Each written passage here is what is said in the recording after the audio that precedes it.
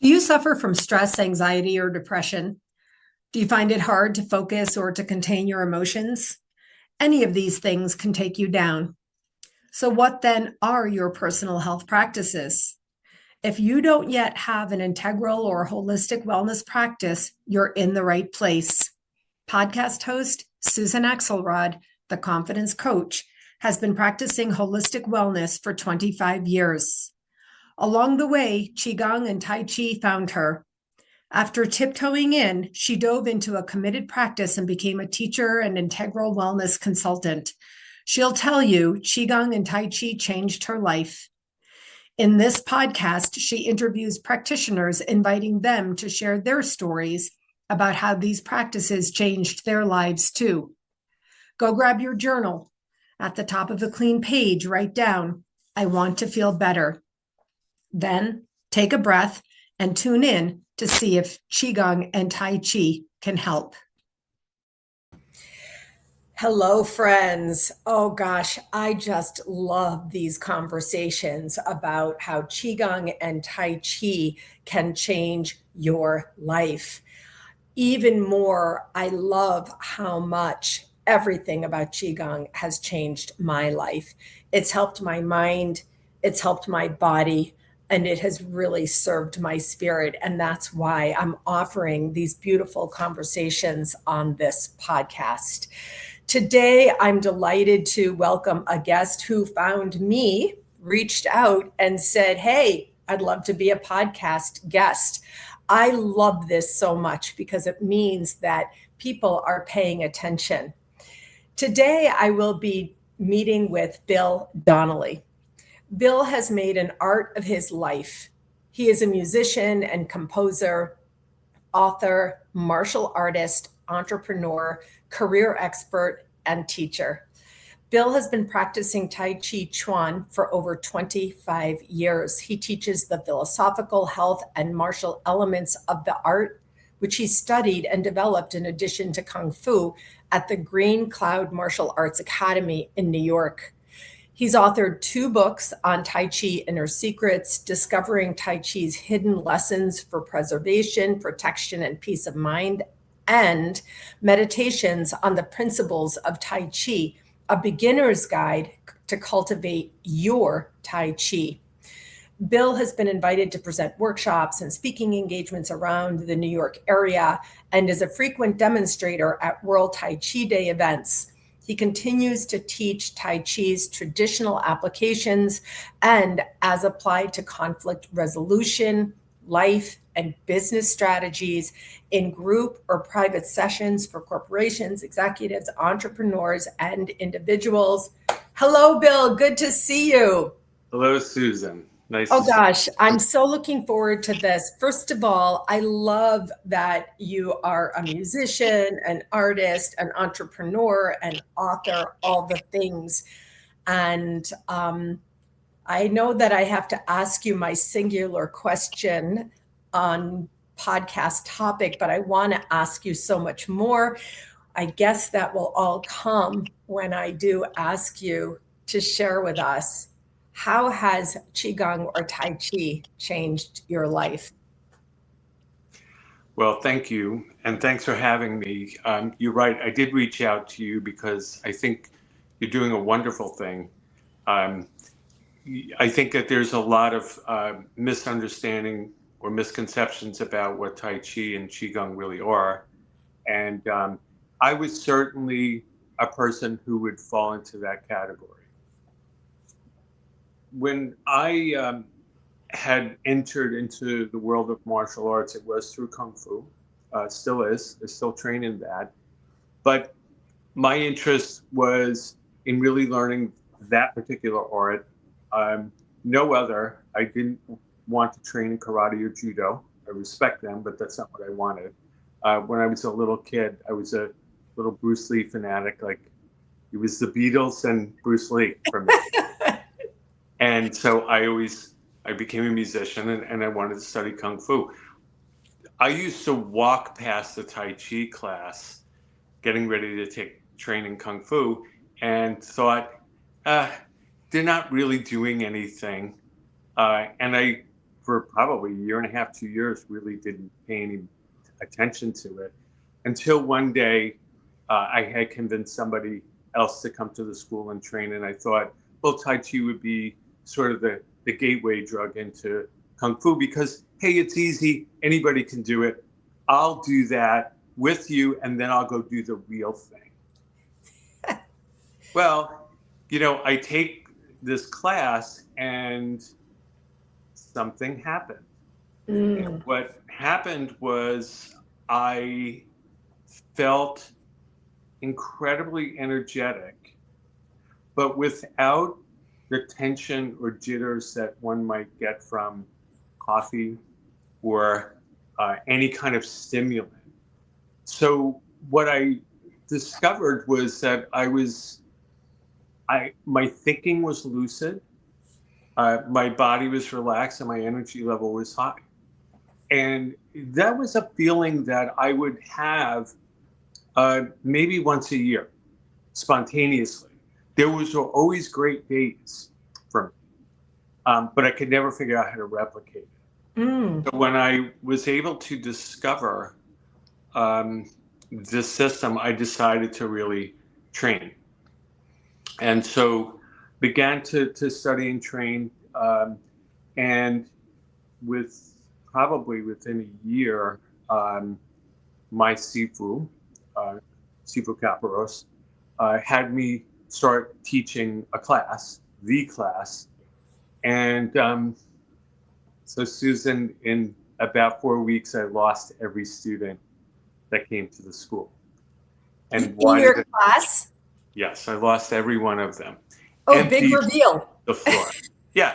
And why was that? Because I didn't know what I was doing. And so as a business owner, you don't want people leaving, you want them staying.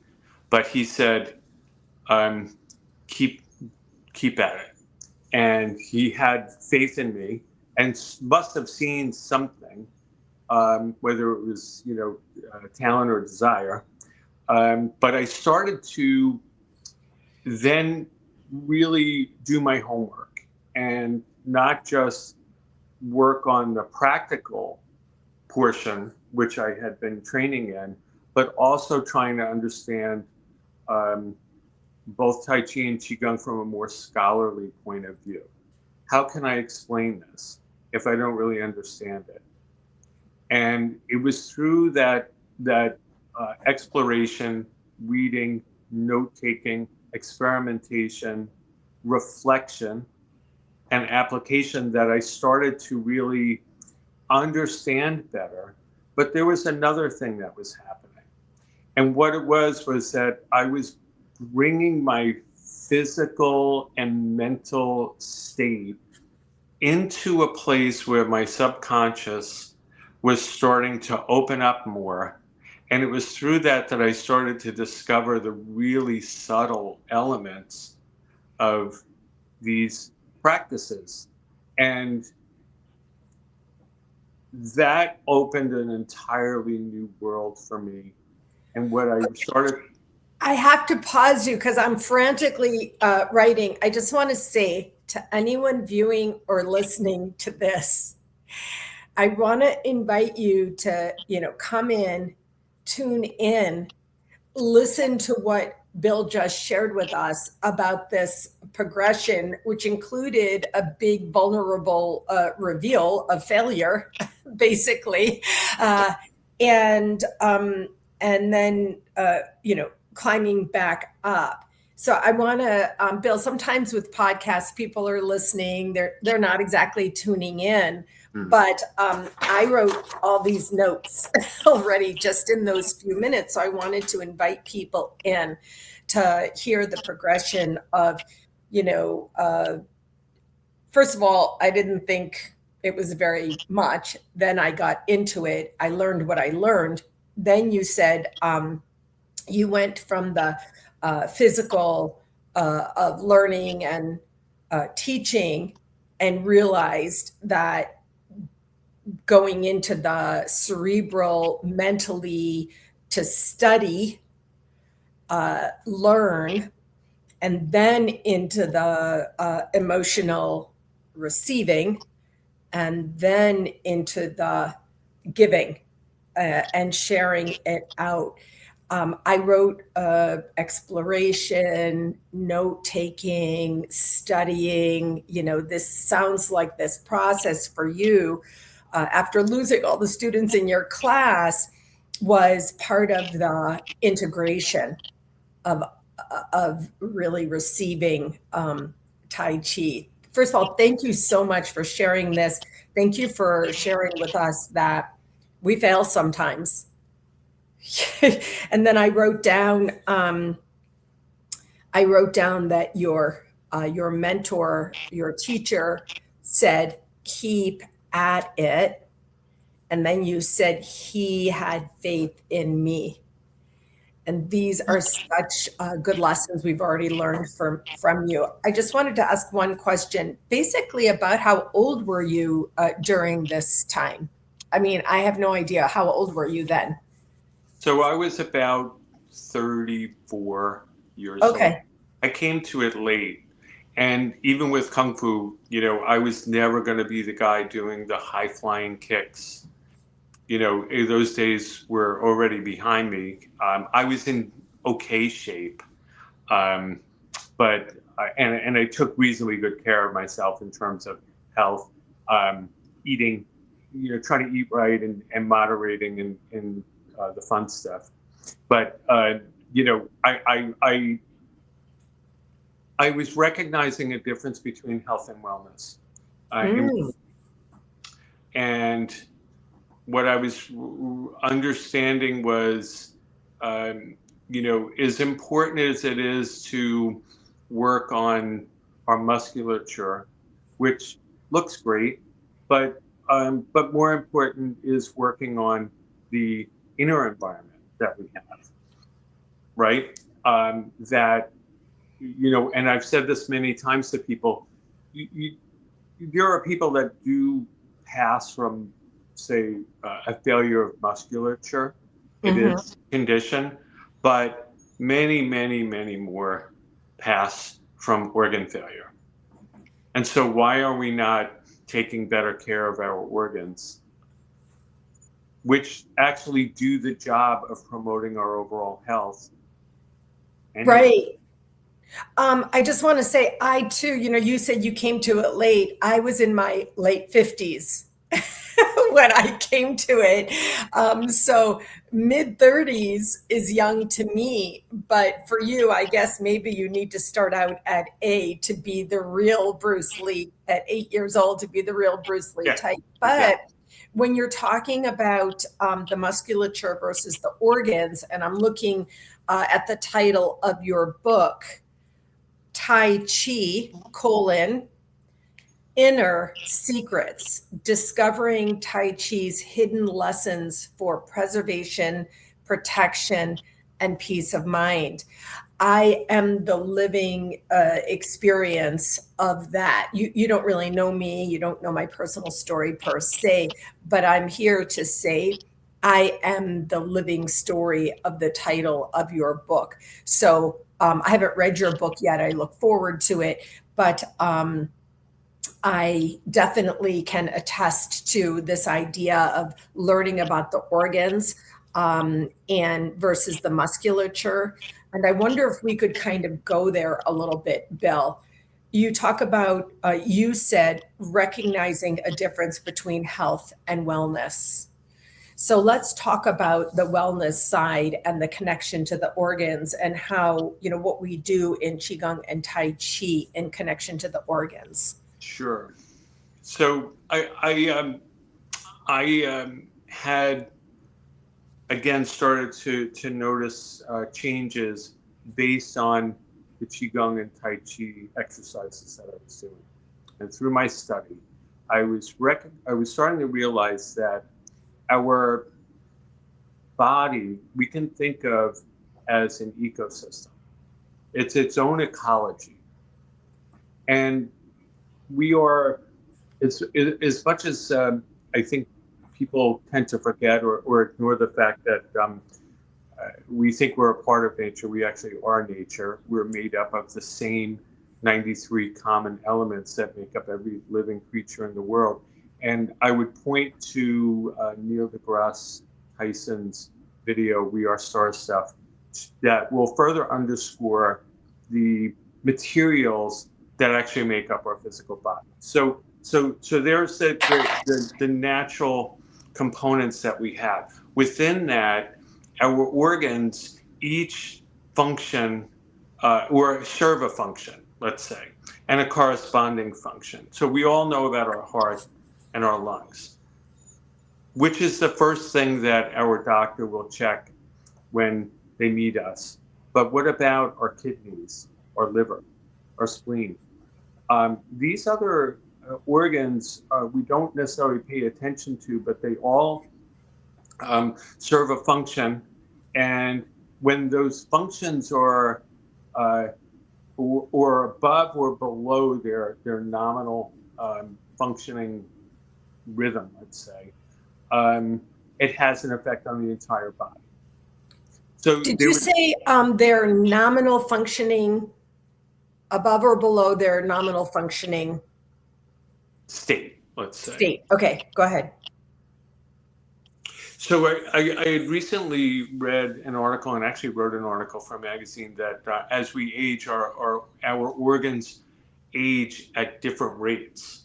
So we're not, every part of our body is not aging in parallel.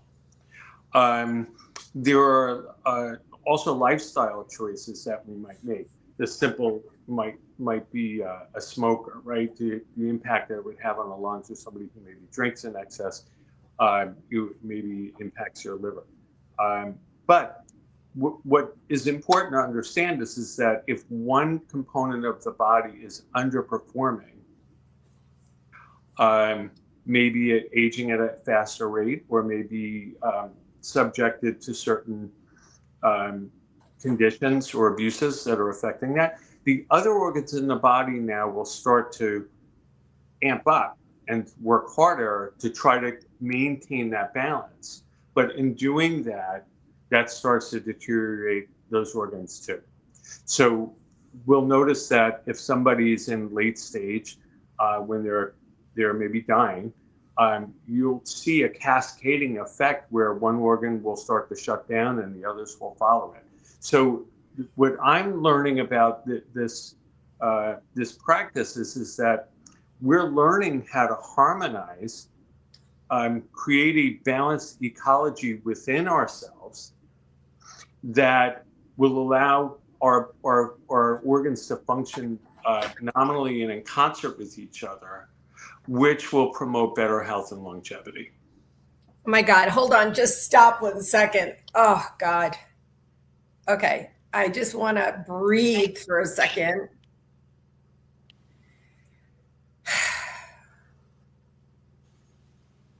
As we age, our organs age at different rates. And this depends on our lifestyle, smoking, using alcohol. I don't call it drinking alcohol anymore. I call it using alcohol, other drugs, of course. For me, it's overeating, potato chips. It's one vice. I mean, I have coffee too. I still am human. I still have my vices. But then you said, if one organ is below function of its nominal state, then the other organs working in concert will also drop. Is that what we're talking about? And then you said, oh, go ahead. Well, if you have an organ that's functioning below its normal state, the corresponding organs will start to overperform. Because remember, the body is always seeking its own balance. Okay. To overperform, which might cause stress then. Mm-hmm. Now, then we go to Qigong, the Tai Chi, right? The balance of the Tai Chi symbol, the Tai Chi pole in us, the balance is the work of what you called harmonizing.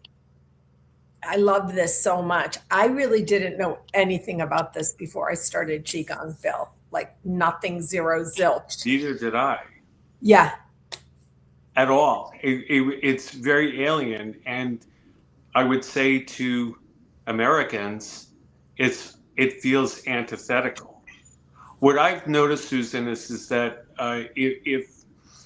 if we read the writings of the Chinese masters, we're reading an English interpretation of a language that has pluralistic meanings, and that a lot of these were written with intention of being interpretive. So it comes across poetic. And in America, what I've noticed is that the less informed Tai Chi or Qigong instructors tend to use those things without really understanding the deeper meaning of them. They can't explain it in plain terms. And so if it's experienced in that way by the broader population, then it comes across as new age mumbo jumbo. Yeah. And it's immediately dismissed. What my mission had been with writing Inner Secrets and even meditations was to try to bring it back to, hey, as somebody who is learning this, let me try to explain it in a way that we could relate to as Westerners.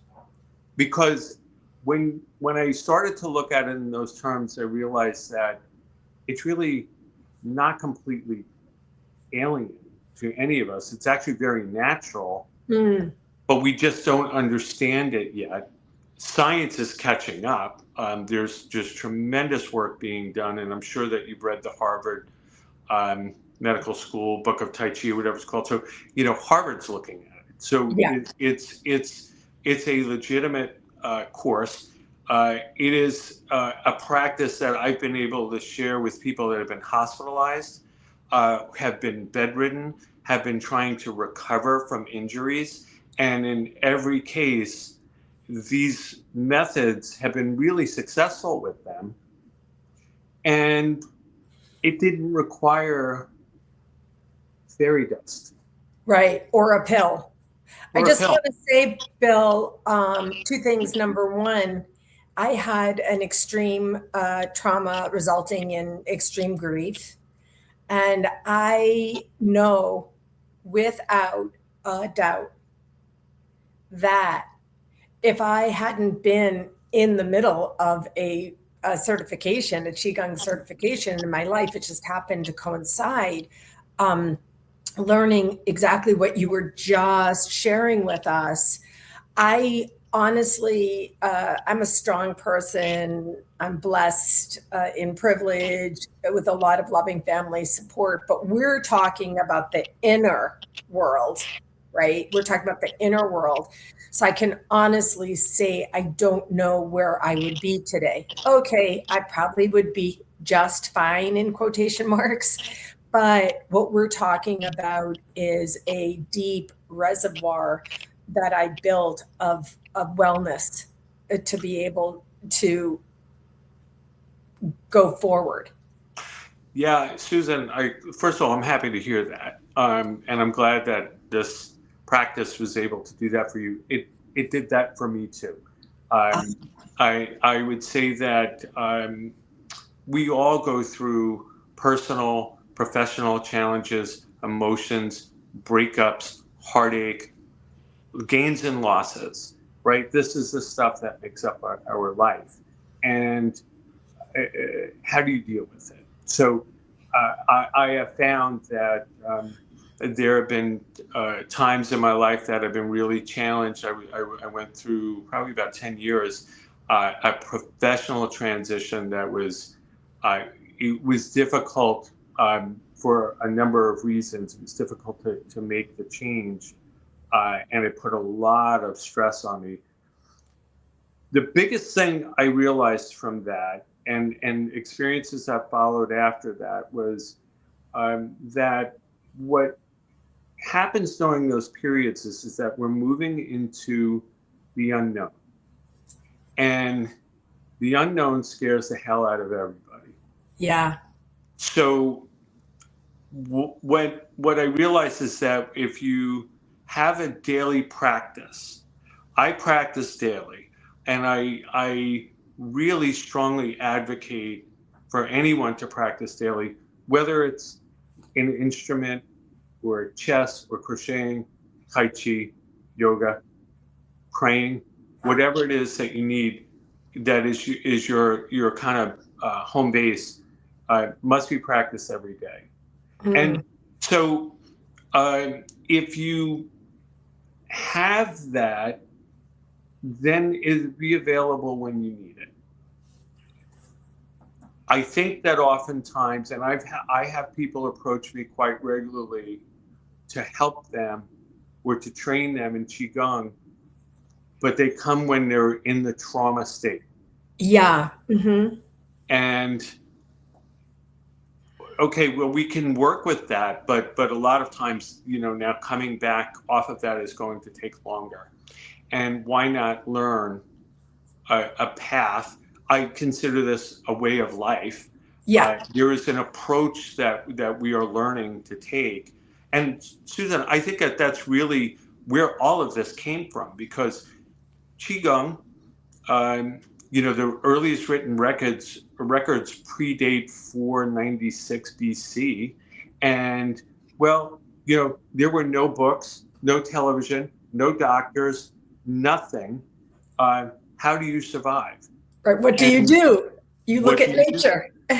You look at and observe nature and integrate those patterns into your life and build upon that, right? Refine it. And so to me, I have found that if I am practicing every day, then when adversity comes to my door, when the wolf is at the door, which happens to all of us. Yeah. Okay, so my first question is, what are my assets? I'm healthy. I'm thinking clearly. I'm in touch with what my personal nature is, and by extension, that means my values, my point of view about my life.